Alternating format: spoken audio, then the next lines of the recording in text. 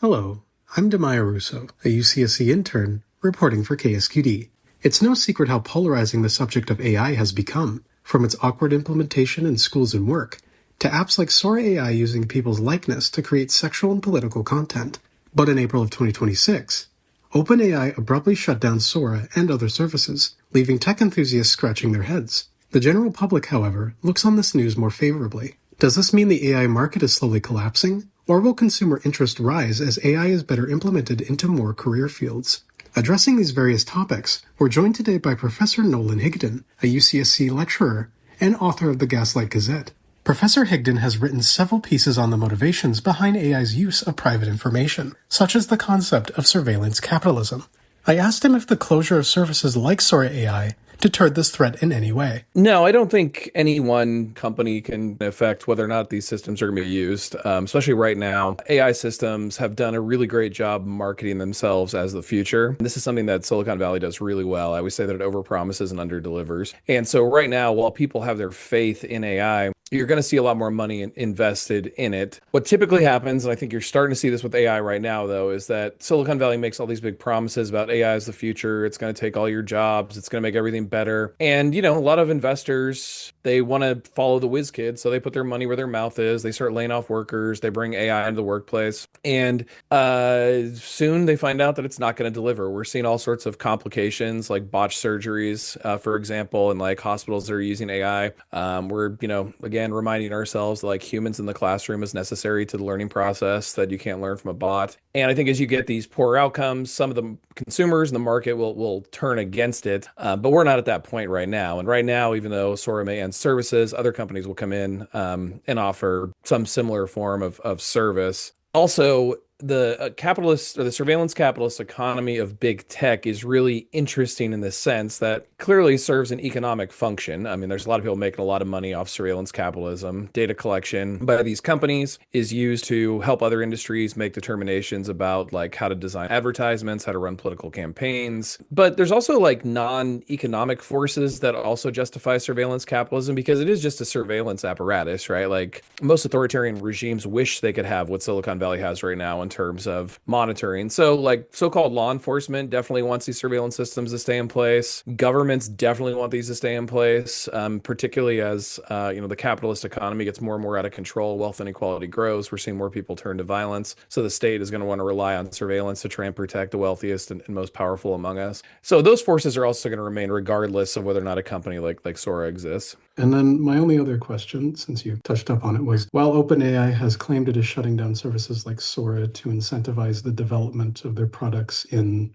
quote, intelligence, do you have any personal theories on the other reason behind its closure? Or what factors in the market or just in data privacy concerns may have contributed to that? Yeah, OpenAI was never actually constructed to be a private company. I mean, that was one problem from the very beginning. A lot of its early investors and sort of support behind it were actually people from industry who wanted to create a nonprofit. So there'd be an open source AI code they could all use, hence the open and OpenAI. And then, of course, Sam Altman, along with Microsoft, Bill Gates, and a handful of others, decided to go private. Elon Musk, very frustrated by that, has turned to a lawsuit, which I should have to talk about in an hour here. And what happened in the meantime, though, is really interesting. Within, months of announcing they were going private, we saw the DeepSeek emerge from China.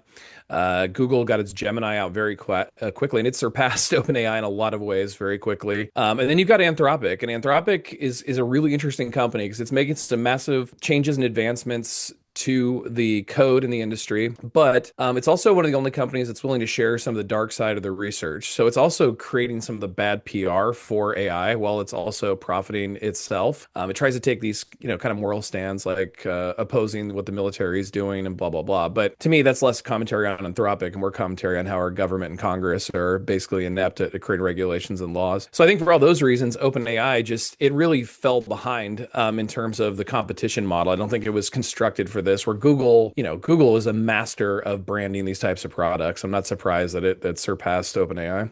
I guess I have one more question or just something to present you with. In terms of like the previous topics, do you have anything you want to say about where this is all going? Yeah, I mean, I could comment on where it's all going. I think industry has convinced people that one, AI is the future, and maybe to some degree that's true. Like maybe, the next generation, won't one by one organize data. They'll use some AI tool to organize data, right? It does do menial tasks like pretty well in a lot of regards if you don't overload it with too much data. But the idea that they're going to achieve human intelligence or surpass human intelligence with so-called artificial superintelligence is just absolutely absurd. It's laughable. The main reason being we don't even have a definition for human intelligence. So you can't define that which you're recreating or surpassing. And the only efforts at doing it have led to eugenics, where you have narrow, subjective people of privilege, back then, of course, white Western males, defining intelligence very narrowly to purposely box out women, people of color, ethnic minorities out of the market. That's what's happening right now. I mean, it's the same quantification of neurons and interactions with neurons and outcomes that are being used to define intelligence in that degree. And I put that in air quotes. So I've always been skeptical of this. I think Sora being closed, just like I think a lot of these companies showing losses and moving away from AI and back to humans, just illustrates that this was another advertising moment for big tech where they succeeded for a couple of years, and now people are coming back down to reality, and that's probably where it'll go from here. As the AI companies continue to conform to market demands, as well as the needs of the government, their relationship to the general public stays as rocky as ever.